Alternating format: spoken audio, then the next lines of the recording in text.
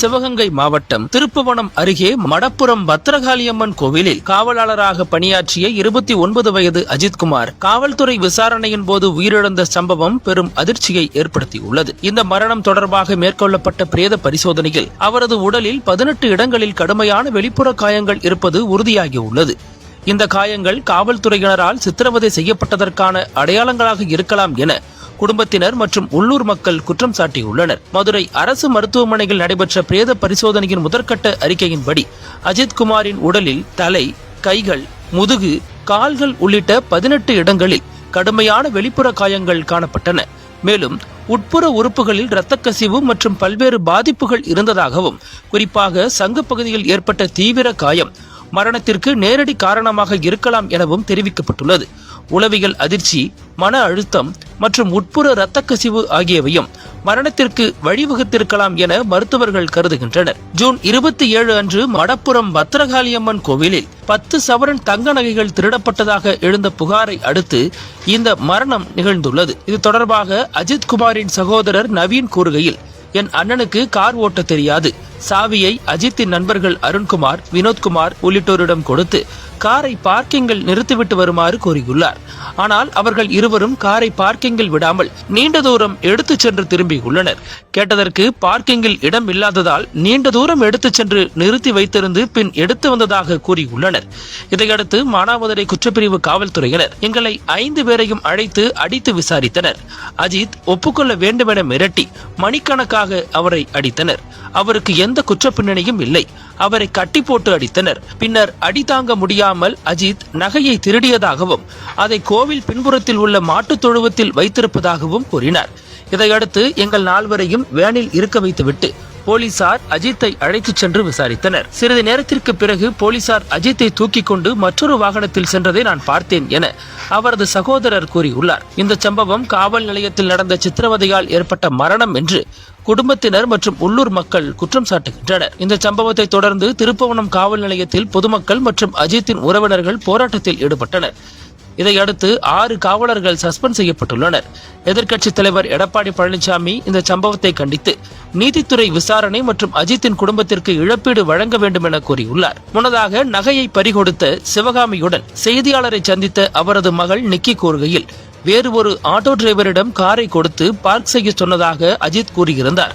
ஆனால் அங்கிருப்பவர்கள் சிசிடிவியை சோதித்து பார்த்தபோது அஜித் என்கிற அந்த தற்காலிக காவலாளிதான் அரைகுறையாக காரை ஓட்டி வந்துள்ளார் என்பது தெரிகிறது என அவர் கூறுகிறார். இது தொடர்பாக அஜித்குமாரின் சகோதரர் கூறுகையில், அண்ணன் திருட மாட்டார். அவருக்கு அப்படி எந்த பழக்கமும் இல்லை. இதற்கு முன்பு இது போல எந்த வழக்கும் அவர் மீது இல்லை. அவருக்கு கார் ஓட்ட தெரியாது. அவர் கையில் சாவி 1 மணி நேரமாக இருந்ததன் அடிப்படையில் தான் போலீசார் அவரை சந்தேகித்து அடித்துள்ளனர். ஒருவேளை அவரே திருடியிருப்பதாக வைத்துக் கொண்டாலும் கூட அவரை எதுக்காக அடித்து கொள்ள வேண்டும் என அவர் கேள்வி எழுப்பியுள்ளார். மேலும் எதுவாக இருந்தாலும் சட்டப்படி நடவடிக்கை எடுத்திருக்கலாமே எனவும் அவர் கேள்வியை முன்வைத்துள்ளார்.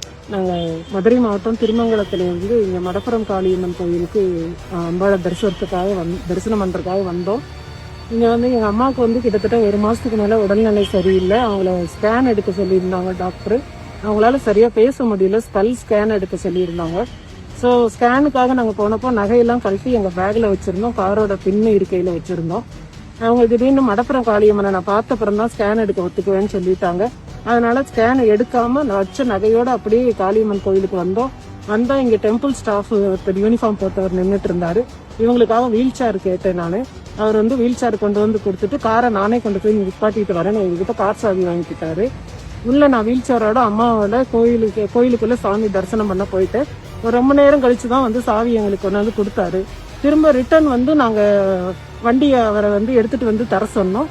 இப்ப வண்டி எடுத்துட்டு தந்தாரு. அப்படியே நாங்க கிளம்பிட்டோம். கொஞ்சம் தூரம் போனோடனே இவங்க சாப்பிடலையேன்னு சொல்லிட்டு நான் இவங்களை சாப்பிடுறீங்களாமான்னு கேட்டேன்.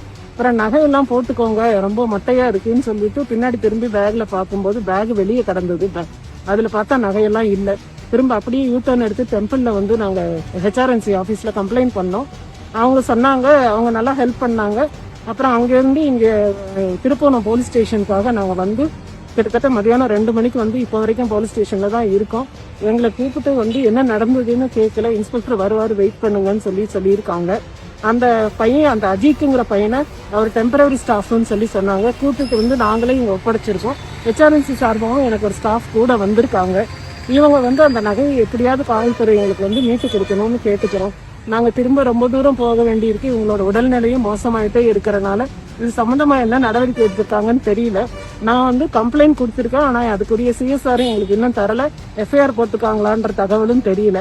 ஸோ கம்ப்ளைண்ட் மட்டும் நாங்கள் எழுதி கொடுத்துருக்கோம்.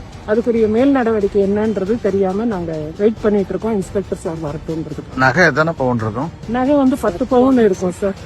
10 பவுன்ல வந்து செயின், வளையல், மோதிரம் எல்லாம் சேர்ந்து 10 பவுன் இருக்கும் சார். அந்த கோயில் ஸ்டாப் மேல உங்களுக்கு சந்தேகமா இருக்கா? அந்த டெம்பரரி கோயில் ஸ்டாப் மேல உங்களுக்கு சந்தேகமா இருக்கா? ஆமா, கண்டிப்பா. சரி, அவர் தான் எடுத்துட்டு போனாரு. ஹெச்ஆர்என்சில இருக்கிறவங்க எல்லாம் கூப்பிட்டு விசாரிச்சப்ப அவர் நிறைய முன்னுக்கு பின்ன மரணா பதில் சொன்னாரு. என்கிட்ட 500 ரூபாய் கேட்டு அவர் கொஞ்சம் தகராறும் பண்ணாரு.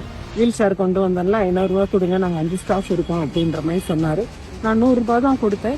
இமீடியட்டா அவர் ஃப்ரெண்ட் ஒருத்தருக்கு போன் மூலியமா எனக்கு அந்த மேடம் 500 ரூபாய் கொடுத்தாங்க, உனக்கு ஜிபே நான் அனுப்பிடுவேன் அப்படின்ற தகவலும் சொல்லியிருக்காரு. அந்த ஃப்ரெண்டும் வந்து ஒரு ஒப்புதல் வாக்குமூலம் வந்து பிடிக்காரு. இது வந்து சொன்னாரு.